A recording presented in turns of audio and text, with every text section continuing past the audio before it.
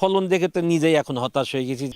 ৮০ থেকে ১০০ গ্রামে পরিণত হওয়া আমগুলো গাছের গোড়ায় ছড়িয়ে ছিটিয়ে রয়েছে। রোদের প্রখরতা যত বাড়ে, অপরিপক্ক এসব আম গাছের গোড়ায় ততই ঝরে পড়ছে। নওগাঁর বরেন্দ্রর আমবাগানে এবার অন্তত ২০ দিন দেরিতে আসে আমের মুকুল। গত ১.৫ মাস নিবিড় পরিচর্যায় বাড়ন্ত আম নিয়ে স্বপ্ন দেখা চাষির চরম দুশ্চিন্তায় পড়েছে বৈরী আবহাওয়ায়। টানা ৩ সপ্তাহ তীব্র দাবদাহে এসব গাছে পানি শূন্যতায় ঝরে পড়ছে আম।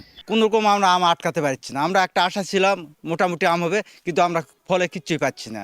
বাগান মালিকরা বলছেন, দূর থেকে ফিতা পাইপের সহায়তায় বাগানে সেচ নিতে মিলছে না কৃষি বিভাগের সহযোগিতা।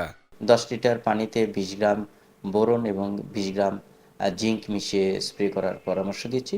কৃষক যদি এই সকল সঠিক ম্যানেজমেন্ট করে, তাহলে আশা করছি এবছর নওগাঁয় আম থেকে একটা বাম্পার ফলন প্রত্যাশা করা যায়। জেলায় ল্যাংড়া, ক্ষীরসাগ, ব্যানানা সহ অন্তত 23 জাতের সুস্বাদু আম উৎপাদন হয়।